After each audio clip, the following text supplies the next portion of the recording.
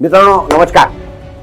यापुढे आपण भेटत जाऊया रोज एका नवीन विषयावर आणि तुमच्या बुद्धीला थोडं खाद्य देऊ आणि विचार करायला लावू. माझा हा प्रयत्न आहे. मला निश्चित खात्री आहे की आपण दाद्या.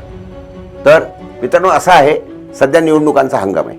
नगरपालिकांच्या निवडणुका सुरू आहेत आणि आपण तर ऐकलं आहे अनेक ठिकाणी लोक बिनविरोध निवडून आलेले, म्हणजे त्यांच्यासमोर कोणी उभंच राहिलं नाही हो, किंवा जे उभे राहिले त्यांना बसवण्यात आलं.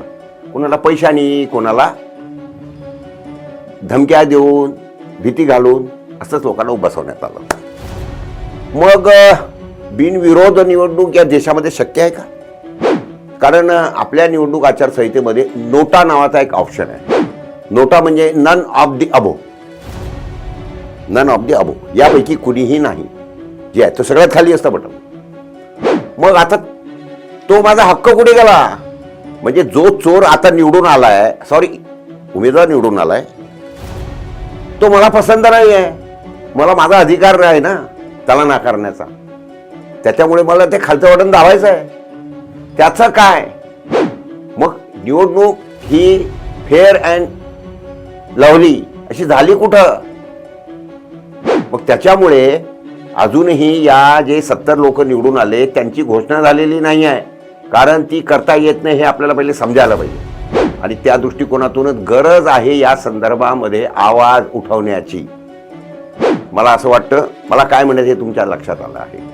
जी काही बदमाशी, धांदली, राजकीय हात मिळवणी, तुम्हाला तरी समजतं का कोण कुठे आणि कुठल्या जिल्ह्यामध्ये कोणाची हात मिळवणी करतोय?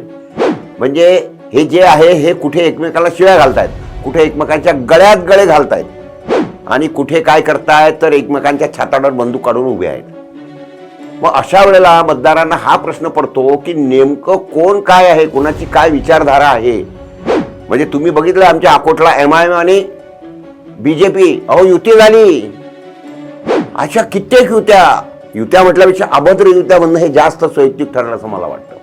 आणि हे जे काही चाललंय, मला असं वाटतं की या देशामध्ये लोकशाहीचा संपूर्णपणे दिवसाढवळ्या खून असं म्हटलं तरी वावगं ठरू नये. तुम्हाला काय वाटतं या विषयावर? हे नक्की ऐका, पहा आणि सांगा. या विषयावर चर्चा करायला पुढे या.